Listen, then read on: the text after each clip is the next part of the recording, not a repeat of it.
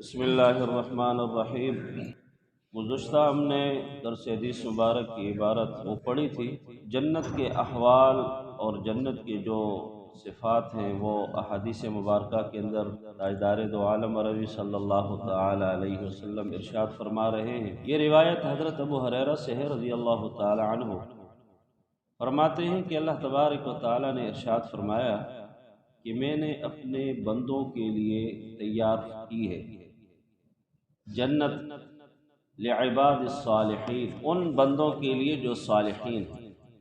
یہ صالح کا لفظ اصلاح سے ہے، یعنی اپنی فکر کے ساتھ ساتھ غیروں کا فکر بھی کرنا، اپنے آپ کو گناہوں سے بچانے کے ساتھ ساتھ غیروں کو بھی گناہوں سے بچانا، اس کو مصلح کہا جاتا ہے اور اسی کو اصلاح بھی کہتے ہیں۔ اور یہی لفظ جب معراج پہ اللہ کے نبی علیہ الصلوۃ والسلام تشریف لے گئے تو ہم کلام ہوئے اللہ کے ساتھ التحیات للہ والصلوات والطیبات، وہاں پر نبی علیہ الصلوۃ والسلام پہ سلام بھیجا گیا، السلام علیک ایھا النبی ورحمۃ اللہ وبرکاتہ۔ اللہ کے نبی علیہ الصلوۃ والسلام نے بھی سلام بھیجا، السلام علیک علی عباد اللہ الصالحین، اللہ تیرے صالحین لوگوں کے اوپر بھی سلام۔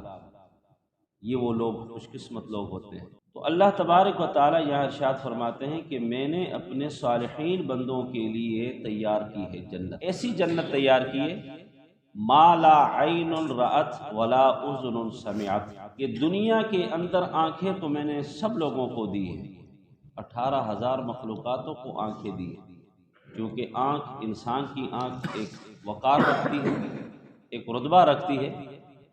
تو نبی علیہ الصلوۃ والسلام فرماتے ہیں کہ اللہ تبارک و تعالیٰ نے ارشاد فرمایا محبوب ایسی جنت ہے کہ ابھی تک کسی آنکھ نے اس جنت کو نہیں دیکھا۔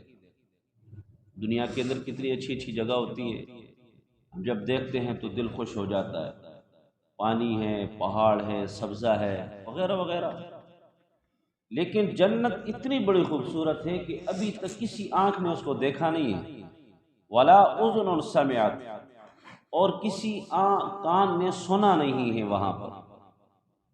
اتنی بڑی اس کی مدح اور اتنی بڑی تعظیم، ولا خطر علی قلب بشر، اور کسی آدمی کے دل کے اندر اس جگہ کی وہ تصور تک بھی نہیں آئے کہ وہ ہے کیسی جگہ۔ اب اندازہ لگاؤ جس کی تعریف اللہ تبارک و تعالیٰ کرے گی۔ دنیا کو بھی اللہ نے پیدا فرمایا ہے، ہم رہ رہے ہیں، جی رہے ہیں، یہ بھی اللہ تبارک و تعالیٰ کی کائنات ہے، لیکن اللہ نے دنیا کی کدھر بھی اتنی صفتیں بیان نہیں کی ہے کہ میں نے پہاڑ اچھے پیدا کیے ہیں، میں نے سبزہ اچھا پیدا کیے ہیں، میں نے پھل اچھے پیدا کیے ہیں، بڑے اچھے اچھے فروٹ ہیں، میوے ہیں، وغیرہ وغیرہ، لیکن اللہ نے ان کی صفتیں بیان نہیں کی، بلکہ یہ کہا یہ عارضی ہے، لا تغرنکم الحیات الدنیا، یہ دھوکہ ہے، متاع قلیل، یہ تھوڑی سی ساعت ہے، والآخرۃ خیر وابقی، آخرت بہترین جگہ ہے اور ہمیشہ رہنے والی ہے۔ نبی علیہ الصلوۃ والسلام نے بطور دلیل فرمایا کہ وَاقْرَؤُوا إِن شِئْتُمْ فَلَا تَعْلَمُ نَفْسٌ مَّا أُخْفِيَ لَهُم مِّن قُرَّةِ أَعْيُنٍ، یہ آیت مبارک الف لام میم سجدہ 21ویں سپارے کی بطور دلیل اور ثبوت پہ نبی علیہ الصلوۃ والسلام نے ارشاد فرمایا کہ اس آیت مبارکہ کو اگر تم چاہو تو تلاوت کر لو، وہ کیا ہے؟ فَلَا تَعْلَمُ نَفْسٌ مَّا أُخْفِيَ لَهُم مِّن قُرَّةِ أَعْيُنٍ، یہ تہجد والوں کے لیے ہے۔ اس سے اوپر جو آیت ہے ہم ہر جمعے کو اس کی تلاوت بھی کرتے ہیں، پہلی رکعت میں الف لام میم سجدہ اور دوسرے میں سورہ دہر پڑھتے ہیں۔ یہ کون لوگ ہیں، کن لوگوں کو ملے گی یہ صالحین؟ کون لوگ ہیں؟ یہ ہے تتجافى جنوبهم عن المضاجع يدعون ربهم خوفا وطمعا ومما رزقناهم ينفقون، اپنے بستروں سے اٹھ کر، گرمیاں ہیں تو سردی کی جگہ سے اٹھ کر، اگر سردیاں ہیں تو گرم جگہ سے اٹھ کر، بستروں سے اٹھ کر، یدعون ربهم خوفا وطمعا، اللہ کے سامنے آتے، خوف، ان کے دل کے اوپر ایک خوف سا ہوتا ہے، لرزتے ہیں، یا اللہ گناہگار ہیں، جا کر اللہ کے سامنے کھڑے ہو جائیں گے اور ہمارے گناہ دھل جائیں گے، وطمعا، اور اس امید پہ بھی آتے ہیں کہ اللہ تو ہمارے گناہوں کو تو معافی فرمائے، ومما رزقناهم ينفقون، تیسری صفت ان کی یہ ہے کہ یہ اللہ کے راہ میں خرچ بھی کرتے ہیں، بخل نہیں کرتے، جہاں فقراء و مساکینوں کی ضرورت ہوتی ہے پھر بے دھڑک کے وہاں خرچ کرتے ہیں۔ اور یہی سوال جہنمی جب جہنم والوں سے پوچھیں گے ما لکم فی سقر، یعنی کون سی چیز تمہیں جہنم لے آئی، مسلمانوں سے پوچھیں گے، اچھا کفار سے نہیں پوچھا جائے گا، وہ ایک دوسرے سے، ان کو پتہ ہے کہ کلمہ سے ہم نے انکار کیا تھا، ہم جہنم آ گئے۔ ما سلککم فی سقر، یہ سوال ان مسلمانوں کے لیے ہوگا جو کلمہ گو ہوں گے، بھئی آپ کیوں جہنم آ گئے، آپ تو کلمہ گو تھے۔ تو وہاں پر جہنمی کچھ باتیں کریں گے۔ سب سے پہلی بات یہ ہوگی وَلَمْ نَكُ نُطْعِمُ الْمِسْكِينَ، ہم مساکینوں کو کھانا نہیں دیتے تھے، بخل کرتے تھے، اپنے مال کو بس جمع ہی کرنے کی فکر ہمیں ہوتی تھی۔ وَلَمْ نَكُ مِنَ الْمُصَلِّينَ، ہم نمازیں نہیں پڑھتے تھے۔ یہ باتیں جو یہ اللہ کو پسند نہیں۔ کَلَّا بَل لَا تُكْرِمُونَ الْيَتِيمَ وَلَا تَحَاضُّونَ عَلَىٰ طَعَامِ الْمِسْكِينِ، یاد رکھو اگر ہم اپنے مال کو اور اپنی جان کو، روحانیات کو پاک کرتے ہیں تو اللہ کے راہ میں خرچ کریں، بہترین کاروبار ہے، بہترین ذریعہ معاش ہے۔ لیکن شیطان ہمیں کہاں چھوڑتا ہے، وہ تو کہتا ہے یحسب ان مالہ اخلدا ویل لکل ہمزۃ لمزہ الذی جمع مالا وعددہ، بھائی اگر مال تو نے خرچ کیا کم ہو جائے گا، غلط بات ہے، قرآن کے خلاف بات کر رہے ہیں، الذی جمع مالا یحسب ان مالہ اخلدا کلا۔ اچھا یہاں آخری بات کہتا ہوں، اللہ تبارک و تعالی نے جہنم کے احوالوں کو احادیثوں میں جا بجا ذکر فرمایا ہے، کبھی حاویہ، کبھی کیا کبھی کیا کبھی کیا، لیکن ان لوگوں کو جو مال جمع کرتے ہیں اور اللہ کے راہ میں خرچ نہیں کرتے ہیں، دنیا کے ساتھ محبت کرتے ہیں، ان کے بارے میں اللہ نے پوری ایک سورت لمزہ یہ اللہ تبارک و تعالیٰ نے اتاری۔ اچھا اس میں کلا لینبذن فی الحطمہ، بخیل اور بخل کرنے والے لوگ ان کو جہنم کے حطمہ میں ڈالا جائے گا، جہنم میں ایک وادی ہے حطمہ۔ اور آگے پھر اللہ خود ارشاد فرماتے ہیں محبوب وما ادراک ما الحطمہ، اور تجھے کیا پتا کہ حطمہ ہے کیا چیز، نار اللہ، یہ اللہ کی آگ ہے۔ اس کے علاوہ اللہ نے کبھی بھی جہنم کو نہیں کہا کہ یہ اللہ کی ہے، اللہ کی، یہ کہا جہنم ہے، حمیم ہے، اللہ نے یہ فرمایا، ارشاد فرمایا حاویہ ہے وغیرہ وغیرہ، جتنے بھی جہنم کے اندر وادیاں ہیں، پہاڑ ہیں، اللہ معاف فرمائے، بڑے بڑے عجیب عجیب بلائیاں اللہ نے رکھی ہیں، وہاں پر اللہ نے جو مال جمع کرتے ہیں خرچ نہیں کرتے ان کو اللہ نے فرمایا نار اللہ، یہ اللہ کی آگ ہوگی، التی تطلع علی الافئدہ انہا علیہم مؤصدہ فی عمد ممددہ۔ کیوں؟ آپ پوچھیں گے کہ یہ کیوں جی؟ اسی لیے کہ حقوق العباد کی تلفی ہوتی ہے یہاں۔ کیوں؟ کہ غریب اور فقیر ایک تڑپ تڑپ کے زندگی گزار رہا تھا، تیرے دل میں اتنا بھی نہیں آیا کہ اس کے ساتھ تعاون کیا جائے، حقوق العباد ہے، اس دن پورا درس ہم نے معاملات پہ دیا تھا۔ یہ ہے اگرچہ ہم حقوق اللہ کر رہے ہوں، بہت بڑے اہتمام کے ساتھ کر رہے ہوں، لیکن دوسری طرف پہ ایک دل آزاری ہو رہی ہے ہم سے، یتیم و مساکینوں کا خیال نہیں رکھتے ہم۔ میں اکثر یہ واقعہ بیان کرتا ہوں، ہمارے ایک بہت بڑے گزرے ہیں شیخ العرب والعجم حسین احمد مدنی رحمۃ اللہ علیہ کے بارے میں شاہد ہے۔ ایک دفعہ مہمان آئے تو آموں کا موسم تھا، دسترخوان لگایا گیا، جب مہمانوں نے آم کھائے وہ چھلکے جو رہ گئے تھے تو خادم آیا اٹھانے کے لیے، تو حضرت خود اٹھے، فرمایا نہیں کہاں پھینکے گا اس کو؟ کہا جی باہر کوڑا کرکٹ ہے پھینک دیں گے۔ کہا نہیں نہیں، تجھے طریقہ نہیں آتا پھینکنے کا۔ خود اٹھے، اٹھ کر جہاں پھینکنا تھا وہاں پر ایک دو چھلکے یہاں پر، ایک دو ادھر، ایک ادھر، ایک ادھر، ادھر پھینک دیے۔ مہمان بڑے تعجب میں پڑ گئے کہ عجیب حضرت نے کام کیا۔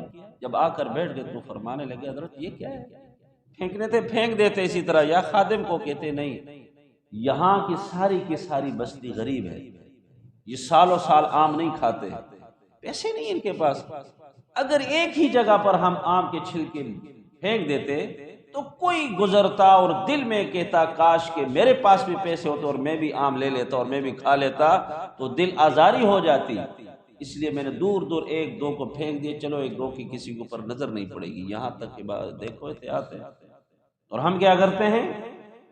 ہم اپنا سینہ کو چوڑ کر غریبوں کی بستی میں رہ رہے ہیں، اور جو ہم اللہ معافر میں، شادیوں میں، بیاہوں میں، پروگراماتوں میں کہاں خرچ کرتے ہیں، اور پھر اللہ معاف فرمائے کیا کتوں پہ اور کیا گھوڑوں پہ اور کیا کہاں کہاں ہم لٹاتے ہیں۔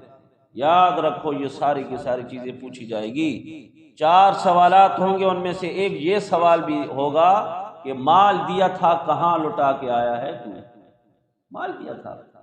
غریب ہوتے ہیں ان کے ساتھ تعاون، بلکہ یہاں تک ہے کہ حج عمرے کی بھی اجازت نہیں ہے کہ غریب تیرے گھر کے اندر ہے اس کے ساتھ تعاون کرو۔ مشہور واقعہ عبداللہ ابن مبارک کا، اور یہ کئی دفعہ میں سنا بھی چکا ہوں۔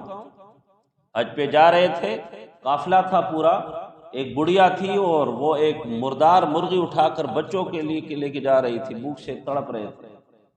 عبداللہ ابن مبارک رکے، پورا معاجرہ دیکھا، حج کو ختم کر دیا، ریجیکٹ کر دیا، نہیں جانا میں نے حج پہ، محبوب عبادت کو چھوڑ دیا کہ جس کے بارے میں آتا ہے کہ حج سے واپس آدمی آ جاتا ہے تو گناہوں سے پاک صاف ہو جاتا ہے، چھوڑ دی، حقوق العباد کی خیال رکھا۔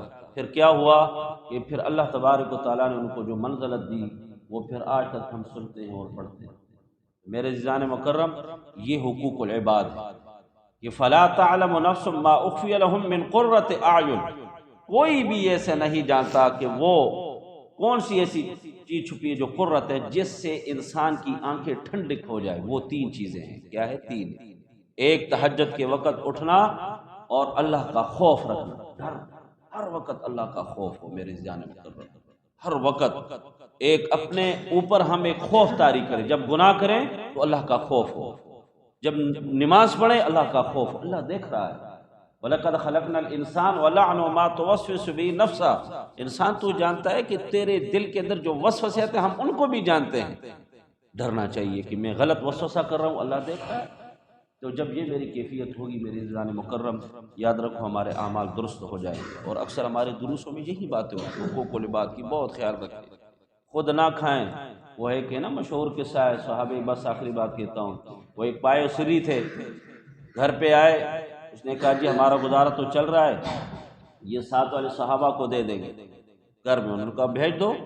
جب وہاں گئے تو وہ جب گھر آیا، ان کا جو مالک شوہر تھا صحابی رسول، اس نے کہا نہیں مجھے، ہمیں ضرورت نہیں ہے، یہ ساتھ والا جو ہے ان کو ہاں دے دو۔ حقوق العباد کرتے کرتے کرتے پھر اسی گھر وہ آ گئی واپس۔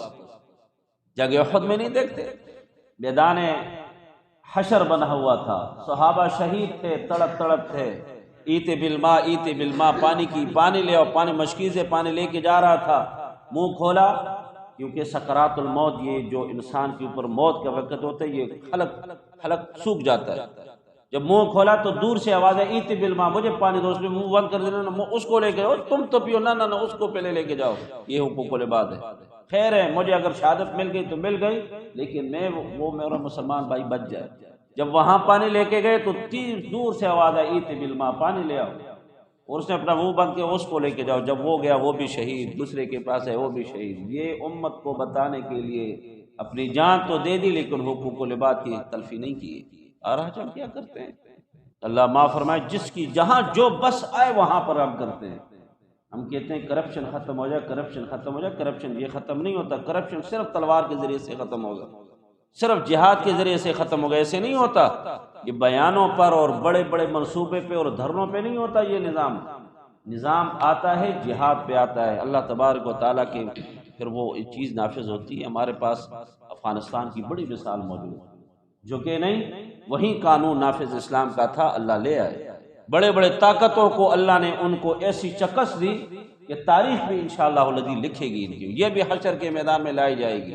اور ہم مسلمان سب کچھ ہونے کے باوجود بھی ہم ڈرتے ہیں، کانپتے ہیں، کیوں؟ دنیا کی محبت، حقوق العباد کی تلفی، اس پہ اللہ نے ہم پہ جو عذاب مسلط کیا وہ یہ ہے۔ اللہ مجھے بھی اور آپ کو بھی، امت مسلمہ کو اللہ تبارک و تعالیٰ چیزوں سے محفوظ فرمائے۔